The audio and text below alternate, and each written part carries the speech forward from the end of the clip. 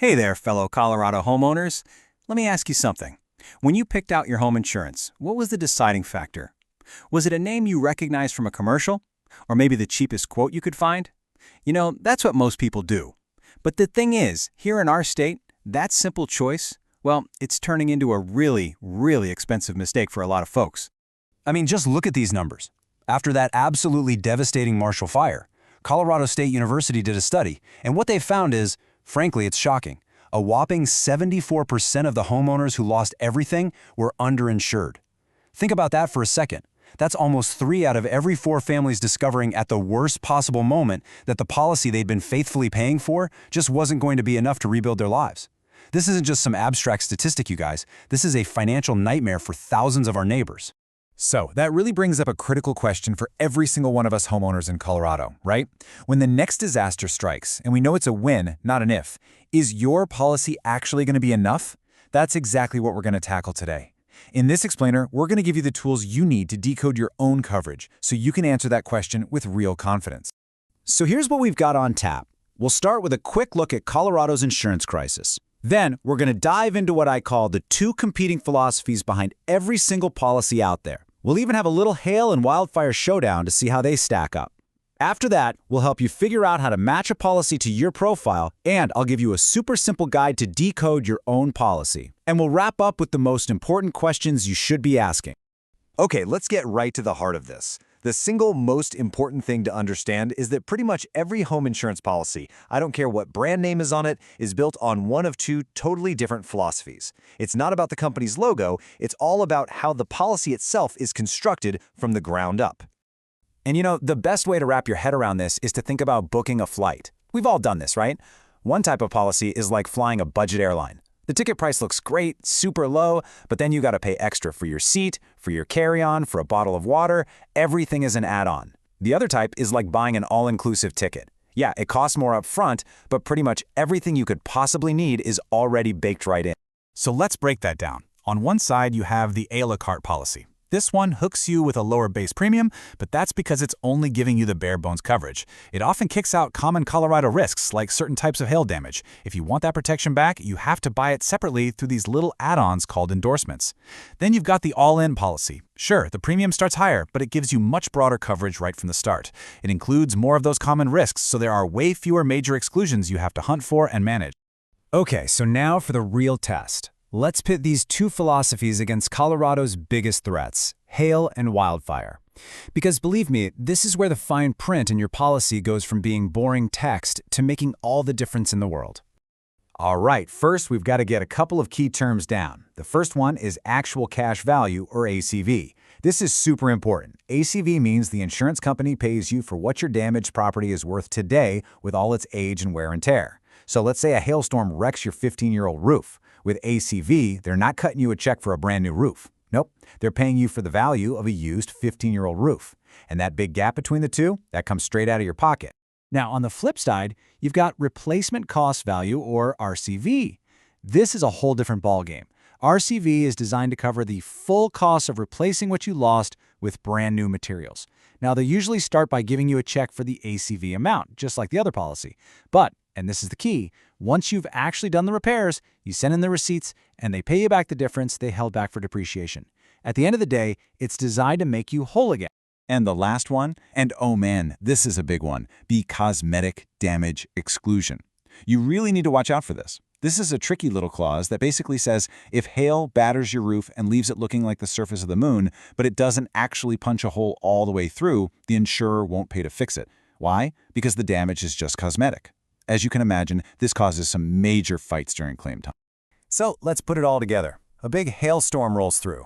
The a la carte policy, it very often defaults to paying only ACV on your roof, and it's much more likely to have that cosmetic damage exclusion. So the bottom line for you is simple. You get a much smaller check, and you're stuck paying for a lot of the repairs yourself. The all-in policy, on the other hand, typically includes full RCV and is far less likely to weasel out of paying for cosmetic damage. That means you have a much better shot at getting the money you need for a whole new roof. Now, when we shift gears to wildfire, things get a little more complicated. See, every insurer uses these super complex risk models to figure out how likely your home is to burn. And while the state's Division of Insurance has rules about how they do this, the two different policy philosophies take that same data and use it in very different ways. So let's say you've done all the right things. You've done the fire mitigation, you've cleared the brush. How does your policy reward you for that hard work? Well, with an a la carte policy, you might actually have to buy an endorsement to get a discount for the work you already did. Seriously. All-in policies, though, tend to build those mitigation credits right into their basic rates. They reward proactive homeowners from the get-go. So the big question you have to ask is, does my policy reward me automatically for being responsible, or do I have to pay extra just to get recognized for it? All right, so which one of these is the right one for you? And look, this isn't about one being good and the other being bad. It's really about finding the right tool for the job. And the job is protecting your specific home in your specific location, based on your own comfort level with financial risk. Let's try to match these to a profile. An a la carte policy might be a decent fit if you're a homeowner with, say, a brand new roof that's already impact resistant. Maybe you live in an area with less hail or wildfire exposure. You're basically comfortable self-insuring for some of those risks to get that lower premium. But an all-in policy is probably a much better fit if your house is a bit older or if you live anywhere near that wildland-urban interface. Or, frankly, if you're just the kind of person who wants maximum peace of mind and hates nasty surprises when it's time to make a claim. Okay, let's make this really practical. I want to empower you to become your own policy detective, and it'll only take about 5 minutes. I'm going to give you a quick and dirty way to look at your own documents and see which one of these philosophies you're actually paying for right now. And I know reading insurance policies sounds like a terrible way to spend an afternoon. But check this out. This quote is from a real legal brief in an insurance court case. The courts have said it time and time again. It is your duty, your responsibility to read your policy. Because if you don't, you're still on the hook for knowing what's in it. And trust me, what you don't know can absolutely come back to bite you when you need that coverage the most. Okay, ready? Here's your 5-minute policy audit. Step 1, pull out your policy and find the declarations page. It's usually right at the front. It's the summary. Step 2, look for coverage A, dwelling.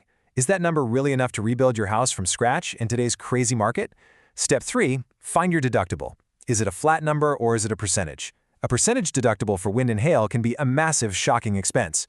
And finally, steps 4 and 5, scan that document for those key terms we just talked about. Look for ACV, RCV, and any exclusions or endorsements, especially anything that mentions cosmetic damage, wind, or hail. Whew. Okay, we have covered a ton of ground. So let's just boil this all down to the key things you really need to take away from this. The stuff that will truly empower you as a homeowner here in Colorado. The most important thing to remember is this. Neither philosophy is good or bad. They're just different. They're different tools designed to manage financial risk. The whole point of this exercise is to make absolutely sure that you have chosen the right tool for your specific house and your personal financial situation.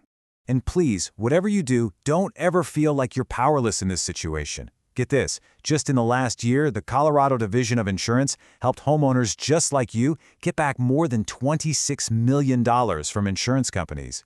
It just proves that being an informed, educated consumer who's willing to push back, it gets real results. And all of this really boils down to one final, really important question that you have to ask yourself. Once you've looked at your own policy and you understand these two competing philosophies, is the policy you're paying for designed to truly protect your home, or is it maybe designed a little bit more to protect the insurance company's bottom line?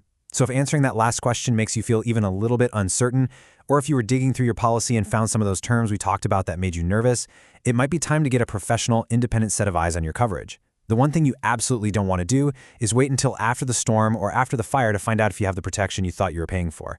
Our goal here isn't to scare anyone. It's to help homeowners understand how policies actually work. If you'd like a clear comparison of your current coverage, there's a free review link in the description. And feel free to continue through the channel. We cover this topic from a lot of angles.